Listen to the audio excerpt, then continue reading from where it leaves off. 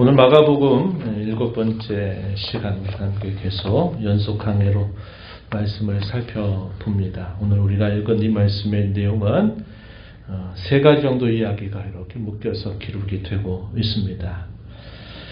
먼저 우리가 확인하는 내용은 7절부터 12절에서 읽었던 말씀이죠.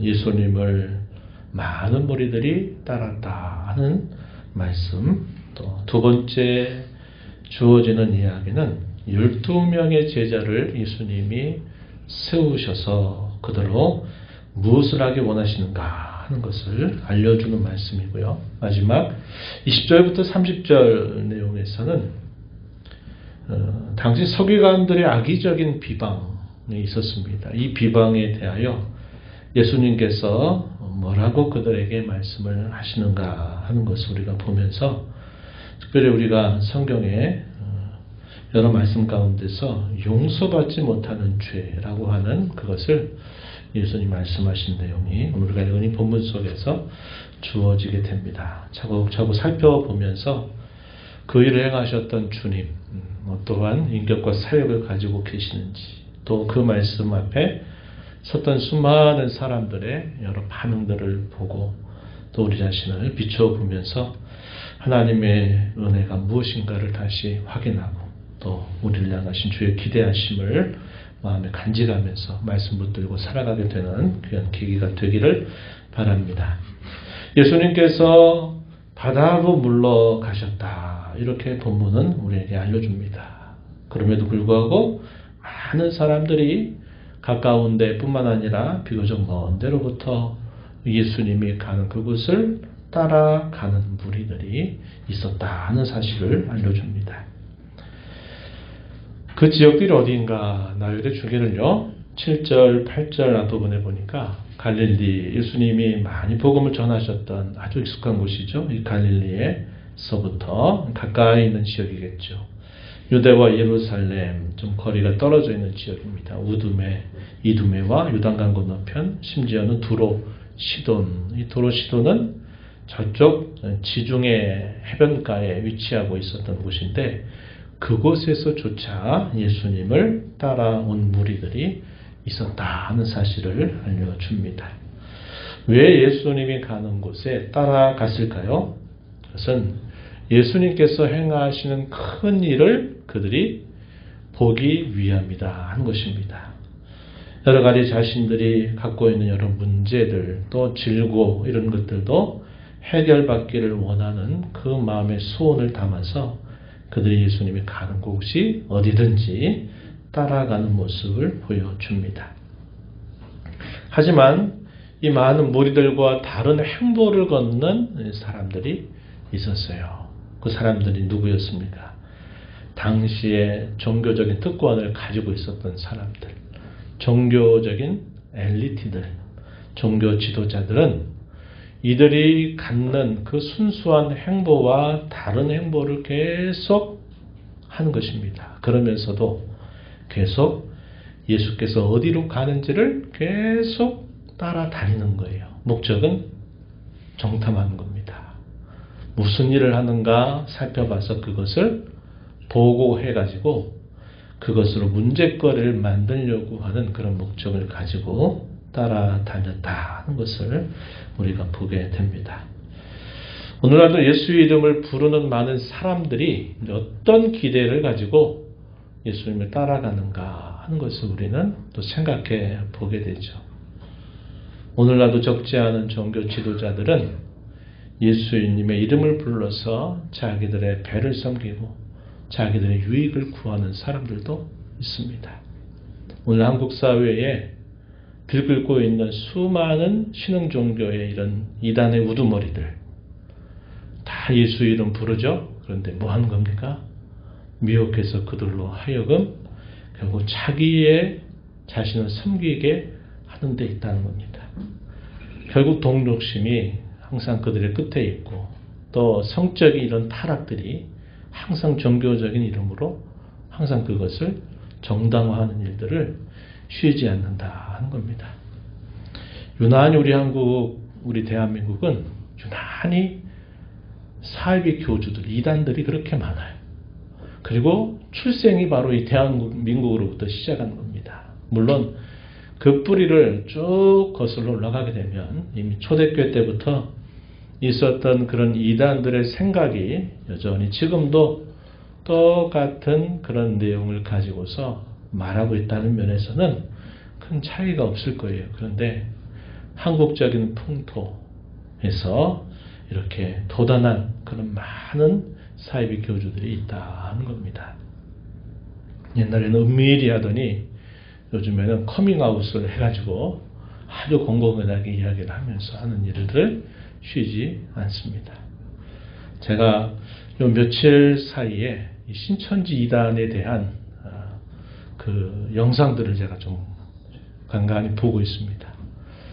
겉으로 이렇게 알고 있는 것과 그들이 어떤 방식을 통해서 신자들을 미혹하고 또 그들을 결국 자신들의 교인으로 만들어가는지 이것을 보니까 상당히 심각합니다. 심각하고 이제 벌써는 오래된 그런 자료가 되겠지만 이 신천지 교인들이 최근 몇 년 사이에 급성장을 했다 그래요. 그런데 그 구성원들을 보게 되면 기존의 기독교인들이 약 70% 정도가 된다 그래요.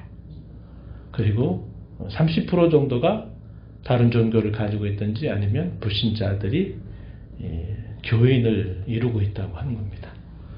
충격적인 일 아닙니까? 그리스도인들, 소위 이제 정통교회에 속해 있다고 말하는 그런 신자들이 그쪽으로 옮겨가서 70% 정도를 구성하고 있다고 하니까 이게 지금 대단히 심각한 일이 된다 하는 겁니다. 결국 그 사람들이 여러 가지 거짓된 교리들을 퍼뜨리고 성경을 잘못 가르치고 잘못 왜곡하는 일들을 하면서 그들이 결국은 구하는 그 목적은 자기들의 배를 섬기는 거예요. 자기들을 섬기게 하는 겁니다.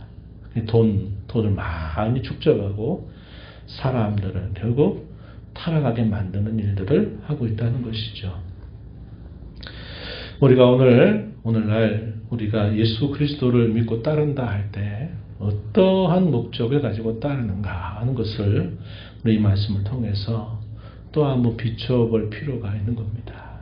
그분이 아니면 안 되기 때문에 그분만이 나의 유일한 구원자가 되시기 때문에 그분 바깥에서는 정말 다른 어떤 것으로 내 삶의 갈증을 채울 수 없는 그분 안에서만 참된 안식과 또 그분 안에서만 평안을 발견할 수 있다고 하는 사실들, 그러한 순수한 마음을 가지고 우리는 예수님을 따르고 예수님을 믿고 예수님을 섬기는 신앙인들이 되어야 하겠다 하는 것입니다. 나오는 많은 무리들은 예수님이 누구이신가를 깊이 알지는 못해요. 그러나 대부분은 자신들의 질고와 오랜 병환으로 인해서 고통당하고 있는 사람들은 더욱더 예수님을 간절히 따르는 자세를 보이고 있다는 겁니다. 예수님을 만지기라도 하면 내 병이 나을 수 있다는 그러한 마음을 가지고 주님 앞에 나오는 사람들이 적지 않았고, 또 더러운 귀신들이 들려있는 그런 사람들조차도 예수님을 만나는 순간 당신이 바로 하나님의 아들이십니다 라는 그런 고백을 하게 하면서 이 귀신들이 쫓겨나가는 역사가 일어나게 된 것을 우리는 알게 됩니다. 예수님은 제자들에게 작은 배를 준비시키셨습니다. 무리가 너무 많이 에워싸는 것을 피하시려고 하는 뜻을 가지고 작은 배를 제자들에게 명하셔서 준비를 시키게 하셨고, 귀신 들렸던 자들에게 대해서는 자신이 메시아임을 말하지 말 것을 또 말씀하시기도 하십니다.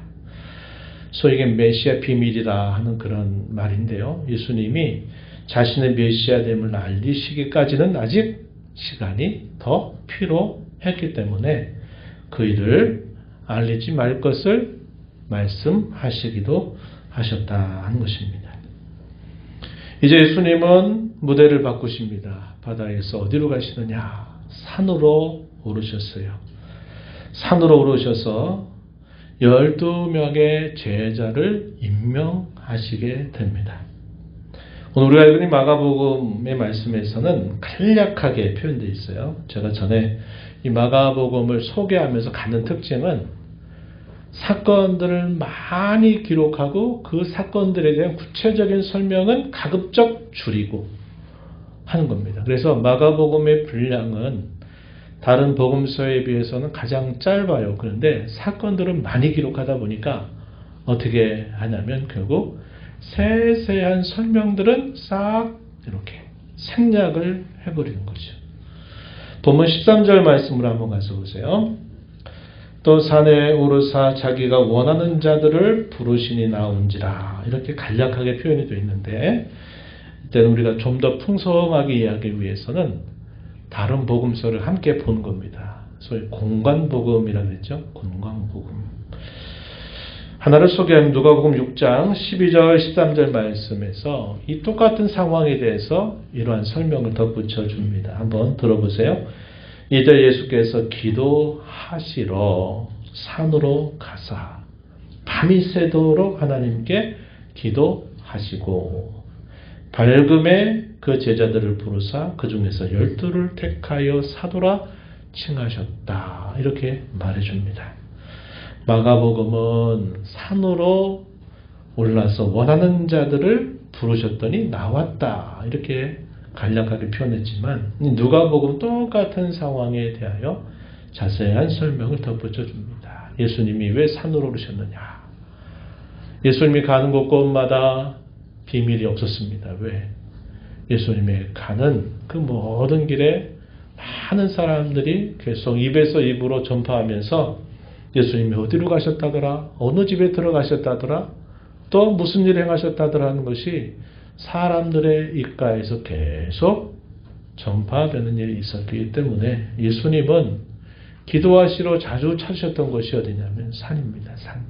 그것도 항상 밤에 사람들이 쉼을 얻으러 각자의 처소로 들어가서 쉬는 동안 예수님은 산에 오르셔서 기도하시는 일들을 자주 하셨다는 거예요.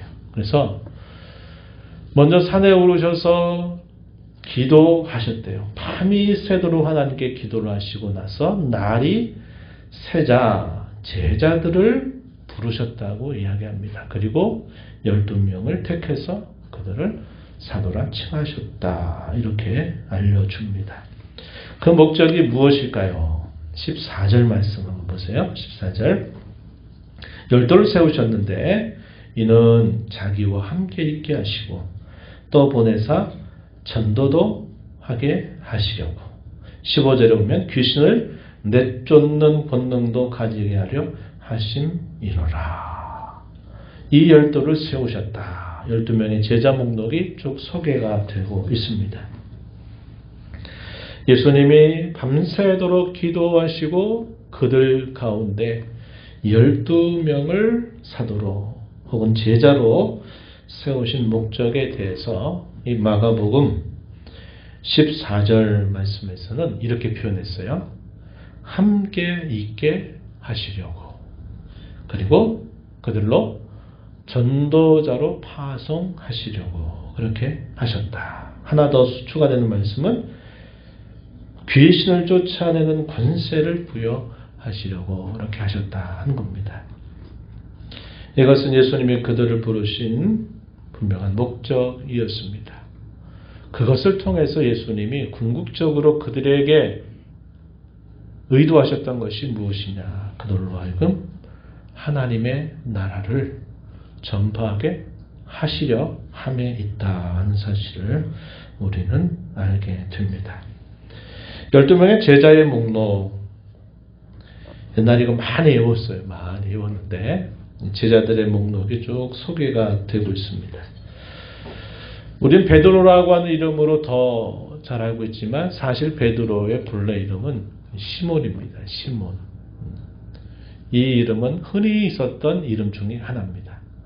이 시몬의 이름을 베드로라 혹은 게바라 이름을 붙여주신 분이 주님이셨어요. 무슨 뜻일까요? 반석이다 라는 그런 뜻을 가지고 있는 이름이죠. 그래서 베드로라 이렇게 표현되어 있고요. 우리가 앞에서 본 것처럼 야고보와 요한은 한 형제입니다.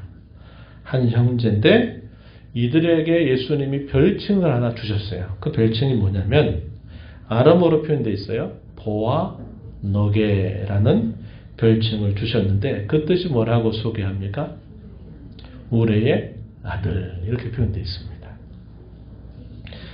베드로, 요한, 야고보 12명의 제자 가운데서 대표적인 세 사람을 꼽으면 이 사람들이에요.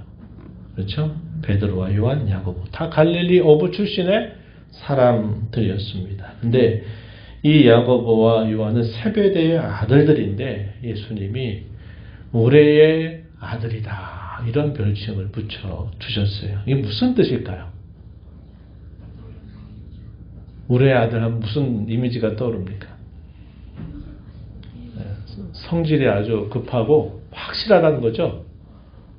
물불을 그냥 가리지 않듯이 막 그냥 성을 내고 화를 내고 막 감정을 표출하는 그런 느낌을 전달해 주는 별칭입니다. 그러니까 이러한 명칭을 예수님이 붙여주신 것은 너희는 우리의 아들이다 이렇게 불렀다는 것은 그들로 하여금 조심해야 될 것을 이제 가르쳐 주는 하나의 의미가 있는 것이겠죠.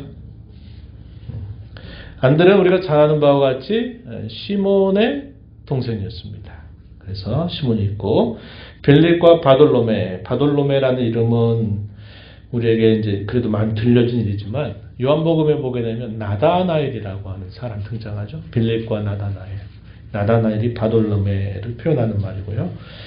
사도 마태, 우리가 지난번 읽었던 세리 출신의 이 마태, 그리고 도마, 야고보, 알페오의 아들 야고보. 또 이 야고보라는 이름도 두 명이 있었어요. 시몬이라고 하는 이름도 두 사람이 있었는데 우리가 잘 아는 베드로로 불려진 시몬이 있는가 하면 가나나인인 시몬이 또 있었습니다. 이 가나나인이라는 말은 당시 열심당에 속해 있었던 사람이다 하는 것을 표현해 주는 말이에요. 민족적인 독립을 우리가 이뤄내야 된다라고 생각하고 독립운동, 민족운동을 했던 사람이었다는 것을 알려주는 표현이죠. 시몬, 가룟이란 말, 가룟 유다, 예수님을 훗날에 팔게 된 사람이죠. 이 가룟이란 말도 두 가지 의미가 있다 그래요. 하나는 그리옷이라고 하는 헤브론의 남쪽 지역에 있는 지역의 이름을 나타내기도 하고 또 하나의 뜻으로는 칼잡이라고 하는 뜻을 가지고 있다. 그래서 이게 정확하게 무엇인가 하는 것은 이 두 가지의 뜻을 이렇게 성경학자들이 말하고 있다 하는 면입니다. 근데 그 사람은 결국 예수님을 판 인물로 잘 알고 있는 이름이죠. 이름이 당시에 많이 사용되고 있는 이름들부터 그 사람들의 어떻게 보면 아주 연약하고 실수 많고 하는 그런 것들조차도 그 이름 속에 그대로 표현되고 있다 하는 것을 우리가 보게 됩니다. 지극히 평범한 사람, 필부라고 부르듯 지극히 평범한 사람들을 불러서 그들로 하여금 하나님의 나라와 그 복음을 위해서 살게 하시려는 주님의 뜻을 나타내 주신 것이다 하는 겁니다. 이어서 우리가 이제 세 번째 이야기는 예수님께서 귀신을 쫓아내는 일들을 지켜본 많은 사람들은 하나님께 영광을 돌려요. 하나님이 아니면 이런 일을 하실 수 없다. 그래서 모든 영광을 하나님께 돌리는 다수의 무리들과 다르게 아까 이야기했듯이 종교 지도자들 이들은 다른 행보를 걷는데 이 사람들은 예수님이 귀신을 쫓아냈다라는 사실 자체를 부정할 수는 없었어요. 왜냐? 너무나 많은 증거들이 보여지기 때문에 그래요.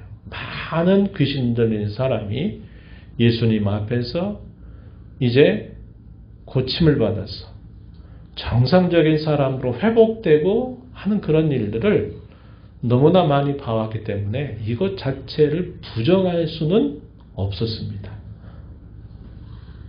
그러다 보니까 이 종교 지도자들이 뭘 이야기하냐면 이 사실은 부정할 수 없으니까 그것은 내버려 두고 더 큰 주장을, 더 잘못된 주장을 하게 되는 겁니다. 그게 뭐냐고 하냐면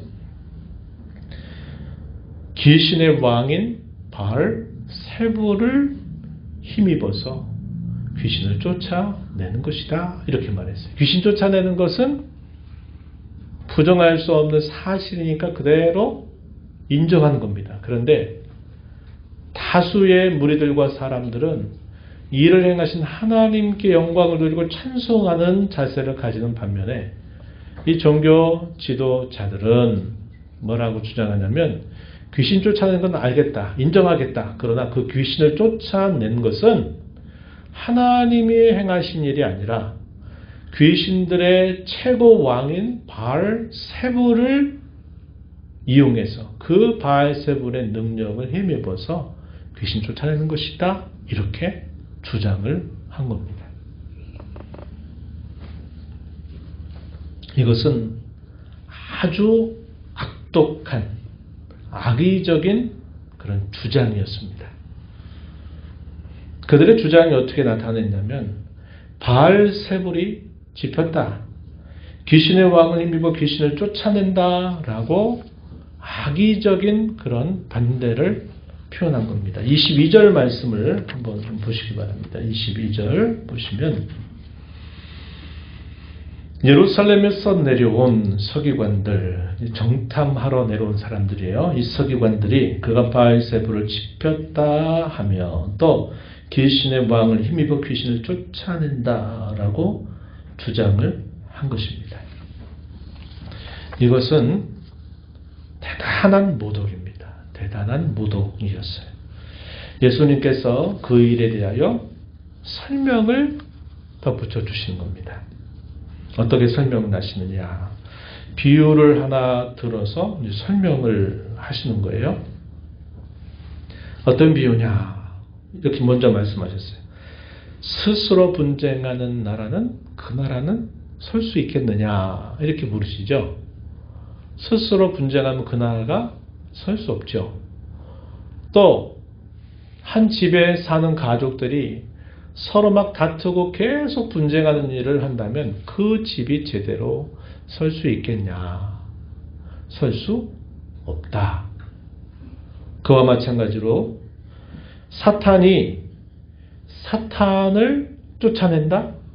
그러면 그 나라가 어떻게 되겠냐는 거예요. 사탄이 그 사탄의 하수인, 그의 졸개라고 부르는 귀신을 쫓아낸다면 그 사탄의 나라가 제대로 설 수 있겠냐는 거예요. 사탄이 그렇게 미련하겠냐는 거예요. 그럴 수 없다는 거죠. 사탄이 자기를 거슬러 일어나 분쟁하면 설 수 없고 망하게 된다. 26절에서 예수님이 그렇게 말씀하시는 겁니다. 그래서 이 마가복음의 이 표현을 보면은 그렇게 말씀을 하셨어요. 마태복음 12장 28절에 이 동일한 사건에 대한 이 사도 마태의 설명을 보게 되면 여기 이런 말씀이 표현됩니다. 마태복음 12장 28절 중요한 성경 구절인데요. 이렇게 말해요.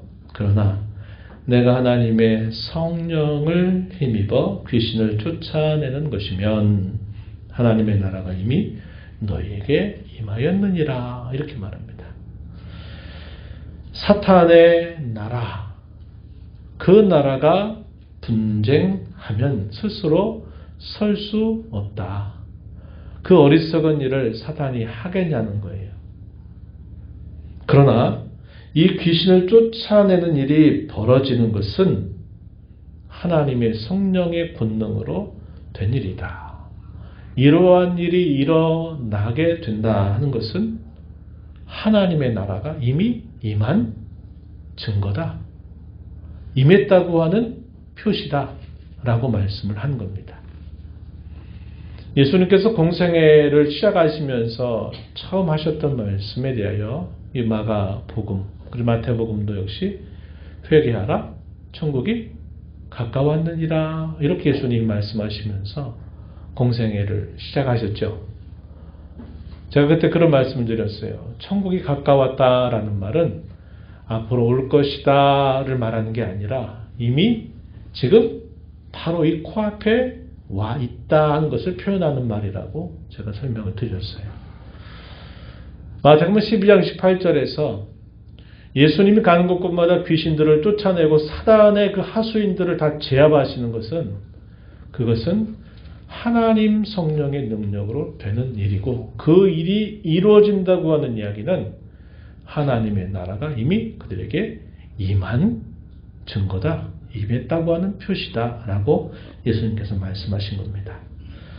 덧붙여 주시는 말씀이 27절 말씀인데 한번 봐보세요. 27절 한번 보세요. 사람이 먼저 강한 자를 결박하지 않고는 그 강한 자의 집에 들어가 세간을 강탈하지 못하리니 결박한 후에야 그 집을 강탈하리라. 그것도 비유로 말씀하신 거죠. 비유를 드신 거예요. 어떤 비유입니까? 사람이 어떤 집에 들어가서 그 집에 있는 물건들을 그것을 빼앗으려고 하면 어떻게 되냐는 거예요. 만약에 그 집에 사는 사람보다 강하지 못하면 그 집에 있는 물건을 빼앗을 수 있겠냐는 거예요. 빼앗지 못한다는 거죠. 그래서 이 비유를 통해서 예수님이 하시는 말씀은 사탄이 모든 귀신들의 왕으로서 귀신을 다스려서 많은 사람들을 귀신들에게 해서 결국 그들을 사망의 문턱에 이르게 하는 역사가 계속 일어나고 있었는데 예수님께서 이 땅에 오시면서 귀신들을 다 쫓아내고 제압하신다는 것은 사탄이 가진 권세보다도 예수님께서 가지신 이 권세가 더 크다는 것을 보여주는 거라는 거죠. 그것이 바로 하나님의 나라가 그들 가운데 임했다라고 하는 하나의 증거라고 말씀을 하시는 것입니다. 예수님의 답변은 뭐예요? 종합해보면 바알세불이 귀신들을 쫓아낸 것이 아니라 바알세불이라고 불리는 사탄보다도 그의 권세보다도 더 강한 예수님의 권세가 그들을 제압하기 때문에 이런 귀신들이 쫓겨나가고 있는 일이고 이것은 하나님의 나라가 너희 가운데 임하고 있다는 증거다 하는 사실을 예수님이 이것을 통해서 말씀해 주시는 거예요. 아이러니하죠? 이상하죠? 종교 지도자들은 계속 반대를 위한 반대를 어떻게든지 책잡으려고 온갖 일을 다 해가지고 말도 악의적으로 바꾸고 악독한 말들을 다 해대는 그런 일들이 있는데 놀라운 것은 어떤 일이 벌어지는 겁니까? 예수님을 통해서 하나님 나라의 그 능력이 하나님의 나라의 그 이치가 하나님 나라의 모습이 더 밝히 드러나게 되는 계속된 반전의 역사가 일어나고 있다는 것을 보여주는 겁니다. 이런 원리는 비슷해요. 신자들이 예수님을 참되게 믿는 사람들이 이 땅에서 공격을 당하고 어려움을 당하고 겉으로 볼 때는 그들이 다 쓰러지고 무너질 것 같아 보이는데 그런 일이 성도에게 닥치게 되면 결과적으로 어떤 역사가 일어나느냐? 오히려 성도는 더 강해지고 그 성도들을 괴롭히는 그런 세력들은 더 약해지는 결과를 만들어낸다는 거예요. 초대교회의 그 박해가 참만이 일어났던 그 시대 로마 제국 아래 한 10개의 대대적인 박해가 그리스도인들에게 닥치게 될 때 수많은 순교자들이 발생한 것은 겉으로 나타났던 분명한 증거였습니다. 반대자들은 기뻐했어요. 야, 너희가 믿는 그 예수라고 하는 그 신이 너희가 죽는 이 현장에서 도와주지 못하지 않냐. 너희들은 다 우리의 힘 아래 다 굴복당하여 죽음을 당하고 있지 않냐. 이렇게 비난하고 조롱을 하지만 그러나 그건 그 말뿐입니다. 지나고 나면 어떻게 해야 됩니까? 한 명이 죽으면 5명이 일어나고 10명이 일어나고 이런 역사를 통해서 이 로마 전체를 결국 많은 그리스도인들에 의해서 결국 로마 전체가 내부적으로부터 변화가 일어나는 역사가 일어나게 되었다 하는 겁니다. 이게 신비로운 일이에요. 그런데 그것이 우리 믿는 신자에게도 일어나게 하시는 일이라는 겁니다. 이건 우리의 능력이 아니라 우리 가운데 계신 주님의 베풀어 주시는 능력이 되는 거죠. 고난과 시련이 닥치면 그때는 힘들고 고통스럽고 괴롭고 쓰러질 것 같아 보여요. 그런데 하나님이 함께 하셔서 붙들어 주셔서 그 고난과 시련이 떠나간 자리에 오히려 더 소중하고 귀한 것들을 우리 하나님 남겨주신다는 거예요. 이게 영적인 이치입니다. 놀라운 영적인 이치예요. 공격당하면 공격당할수록 하나님의 나라의 능력은 더 나타나고 하나님 나라의 역사는 더 크게 일어나게 되는 일이 계속 일어나는 것을 보여주고 있는 겁니다.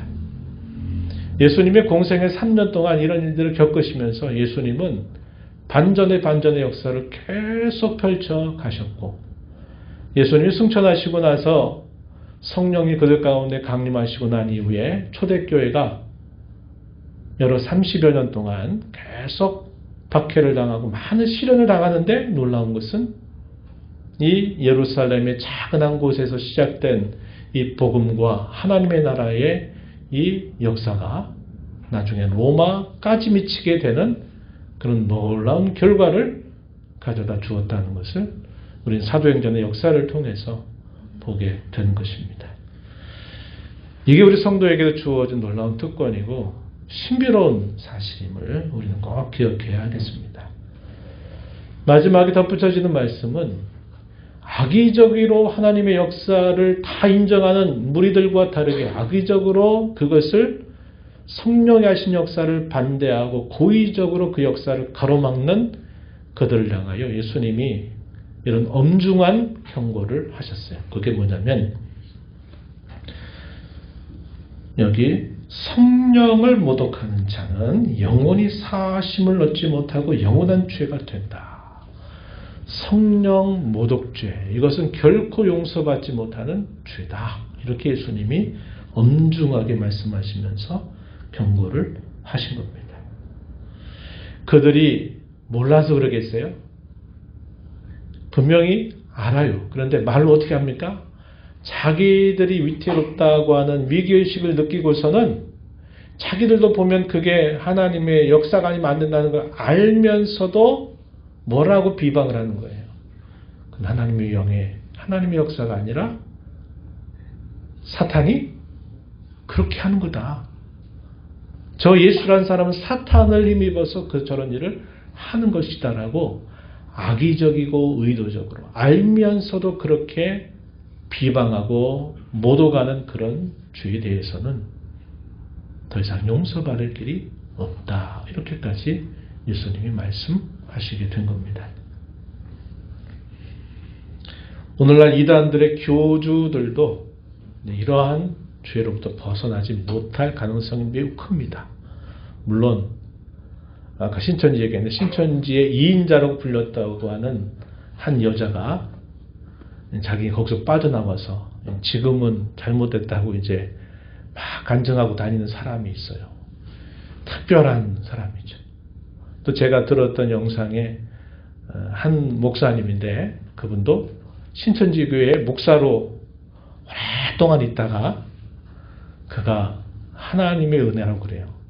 나 같은 죄인을 하나님이 나를 불러가지고 나를 이렇게 해주실 줄은 정말 생각도 못했다. 너무 감사하다. 이렇게 말하면서 이렇게 강의를 시작하는 그런 걸 제가 봤어요. 알면서도 악의적으로 거역하는 자들, 모르고 그런 것도 아니라 알면서도 그런 자들은 용서받을 길이 없다. 이렇게 예수님 말씀하신 것입니다. 오늘 이야기를 통해서 몇 가지 좀 생각해보고 정리를 하도록 할게요. 하나님의 나라가 임한다는 것은요, 사탄의 나라가 붕괴되기 시작했다 하는 것을 보여주는 분명한 증거가 됩니다. 하나님의 나라가 임하고 그 나라의 능력이 임할수록 사탄의 세력은 작아지게 돼 있어요. 우리가 주의 기도에서 우리가 기도하는 그 뜻을 풀어줄 때 그런 설명을 제가 드린 바 있습니다. 사탄의 왕국은 망하게 해주시고 하나님의 나라는 흥하게 해달라고 기도하는 뜻이 분명히 기도 안에 담겨 있다. 이렇게 설명한 부분이 있습니다.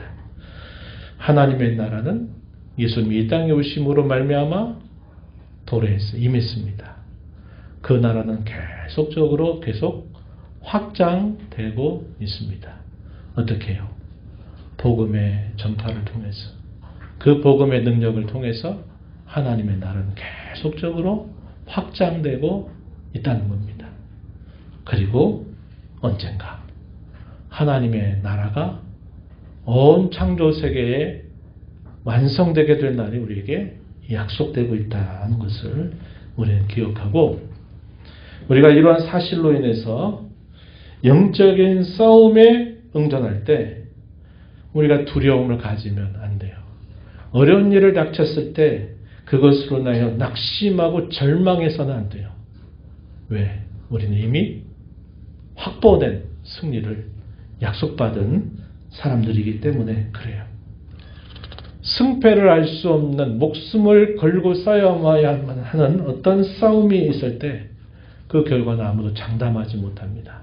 불안하고 절망적일 수 있어요. 그러나 승리가 이미 확보되었다면 그것이 얼마나 큰 용기를 우리에게 더해줄까를 우리는 알게 되는 겁니다. 그래서 우리는 이 신앙의 용기를 가지고서 우리 삶 속에 일어나는 이 영적인 싸움에서 승리하는 그런 삶을 살아가는 성도 여러분이 되어야 한다는 겁니다. 패자명이 때로 될 수 있고 때로 쓰러질 수 있지만 우리는 다시 일어서야 합니다. 왜냐? 우리의 대장 되신 예수 그리스도께서 우리에게 이미 승리의 깃발을 꽂아두신 그 그늘 아래 우리가 있기 때문에 그러하다는 사실입니다. 그래서 한번 넘어져도 또 다시 우리는 일어서서 응전을 해야 돼요. 그 싸움을 승리로 이끌어서 승리의 기쁨을 우리 주님께 보고하는 삶을 살아가는 저와 여러분이 되어야 한다는 겁니다. 한 가지 더 우리가 생각하게 되는 적용점은 이것입니다. 저와 여러분 부르신 하나님, 그 부르신 하나님께서 우리를 그 나라의 전파자들로 세상 가운데 보내셨다라는 사실을 우리가 기억하고 살아가자고 하는 겁니다. 그러기 위해서 먼저 요구되는 게 있어요. 그게 뭐냐면 오늘 우리가 읽은 14절에서 우리가 확인하는 것처럼 뭐냐면 그분과 함께 있는 겁니다. 예수님은 3년이라고 한 시간 동안 제자들 12명을 세워서 간간히 마을에 어떤 마을에 데려가서 복음을 전하는 일들을 간간히 경험을 하게 하세요. 그러나 그것은 간간히 있는 일이었어요. 예수님은 3년 동안 제자들 데리고 뭐 하셨어요? 항상 함께 계셨어요. 그래서 예수님이 하신 말씀을 제자들은 항상 가까이에서 들었습니다. 예수님이 행하시는 그의 모습을 가장 가까이에서 봤습니다. 동고동락을 하면서 예수님과 함께하는 시간들을 가졌어요. 예수님은 그렇게 하신 겁니다.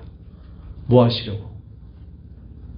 그들을 훗날에 이 하나님의 나라를 전파하는 그런 사도들로 세워서 땅 끝까지 이 복음이 전파되게 하실 준비를 예수님은 하신 거예요. 제가 드리는 말씀의 요지는 이것입니다.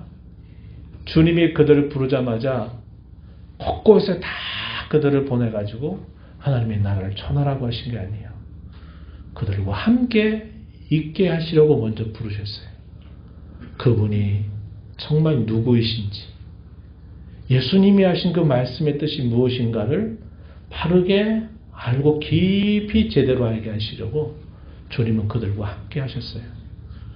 우리가 하나님의 나라의 전파자들로 복음을 전하는 증인들로 살기 위해서 우리에게 먼저 요구되는 중요한 사실이 뭐냐? 주님과 함께 하는 겁니다. 이거 없이 안 돼요. 주님과 함께하는 삶이 없이는 그의 나라를 우리가 제대로 전파할 수 없어요. 때로 전파할 수 있어도 그 유익이 나하고 나하고는 상관이 없어지는 거예요. 제가 서류문답 제1문을 주일 오후에 설명을 드리면서 그랬어요. 사람의 제일 목적이 무엇입니까? 그것은 하나님을 영화롭게 하는 것과 그분은 영원히 즐거워하는 것입니다. 하나님을 영화롭게 하는 것은 우리가 무엇을 위해서 살아야 하고 어떤 일들을 행해야 될까를 보여주는 그런 말씀의 내용이라면 하나님을 즐거워하는 것은 그분과 함께하는 걸 통해서 그분과 교제하고 그분으로 만족하고 그분으로 기뻐하는 것을 우리가 배우는 것이에요. 하나님을 즐거워하는 것이 없이 하나님을 영화롭게 한다는 것은 하나의 이념일 수 있어요. 이념. 이상적인 하나의 이상적인 목표에 지나지 않을 수 있다는 거예요. 열심히 뭔가를 했는데 나중에는 결국 그 복에 참여하지 못할 수 있는 거죠. 바울 사도가 뭐라고 말합니까? 내가 모든 일에 참여하는 것은 한 사람이라도 내가 더 구원에 이르게 하기 위함이다. 내가 유대인처럼, 내가 이방인처럼, 내가 가진 자처럼, 내가 가난한 자처럼, 배운 자처럼 배우지 못한 자처럼 그들에게 눈높이를 맞춰준 것은 그들 가운데 한 영이라도 내가 한 영혼이라도 내가 얻기 위해서다. 그러면서 바울 사도가 하는 말은 내가 전파한 이후에 나를 쳐서 복종케 한다고 이야기합니다. 왜냐하면 자기는 그저 도구로만 쓰임받기를 원하는 것이 아니라 그 복음의 복에 나도 참여하기를 원해서 나 자신을 쳐서 복종케 한다. 이렇게 소개하는 거예요. 건물을 지을 때 일본어로는 아시바라고 그러죠. 우리말로는 비계라고 합니다. 건물 짓기 위해서 비계가 보조물로 앞에 쫙 쌓아줘야 돼요. 근데 건물이 다 지어지면 비계는 아시바는 다 철거하는 거예요. 건물을 지을 때까지는 필요할 수 있지만 건물이 완성되면 그것은 다 처리되고 말아요. 우리가 그런 삶을 살면 안 되겠죠. 교회에 속해서 내가 신자라고 말하고 이런저런 일을 많이 했는데 나중에 그 복에 참여하지 못하고 그저 비계처럼 아시바처럼 사용되다가 버림받게 되는 일이 생기면 그처럼 불행한 일이 어디 있겠냐 하는 것입니다. 그래서 그분과 함께 하는 것이 중요해요. 그분과 교제하고 기도로 주님을 깊이 만나고 말씀을 통해서 그분을 만나고 그분을 알아가는 이 일들이 우리에게 더없이 중요해요. 이 뿌리가 안 되면 결국은 나중에 문제를 만나 쓰러지게 되는 일이 생긴다 하는 것입니다.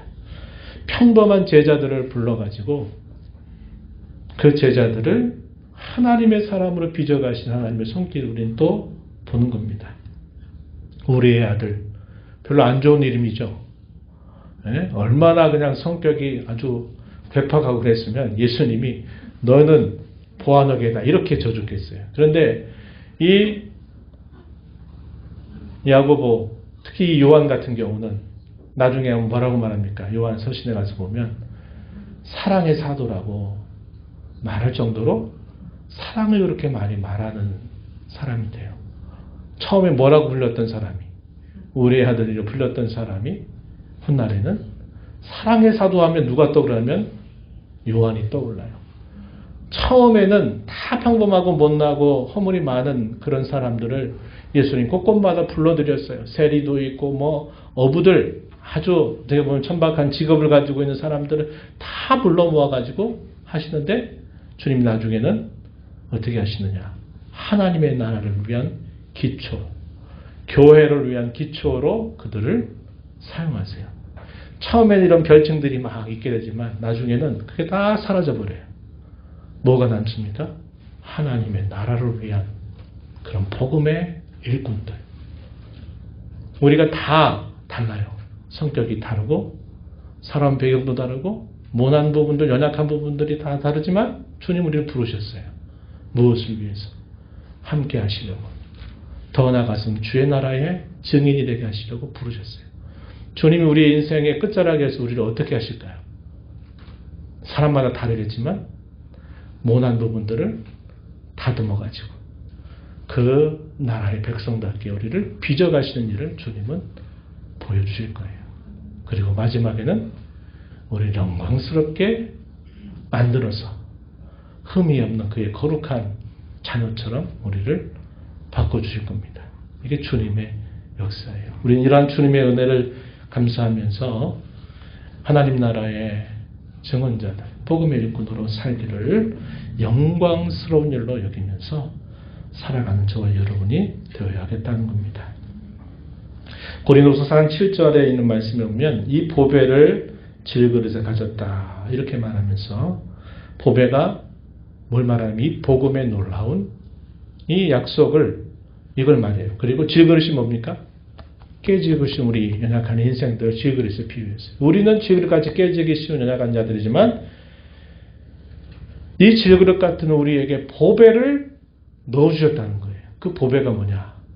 예수 그리스도의 영광스러운 복음, 하나님 나라의 복음, 이것을 넣어주셨대요. 하나님의 섭리는 능력의 질그릇 같은 우리에게 있는 게 아니라 오직 그 능력은 하나님께 있다는 것을 보여주기 위함이라고 말씀을 하십니다. 오늘 이 말씀을 보면서 모나고 허물 많고 연약한 저와 여러분 불러서 그 나라의 백성으로 삼으셔서 우리와 교제하시는 하나님, 우리를 세상 가운데 보내서 그 나라의 영광스러운 일꾼으로 삼으시면서 우리를 끊임없이 빚어가시는 그 하나님의 역사를 바라보면서 남은 생애 동안 이 하나님의 나라를 위하여 살아가는 우리 모두가 되기를 진심으로 바랍니다.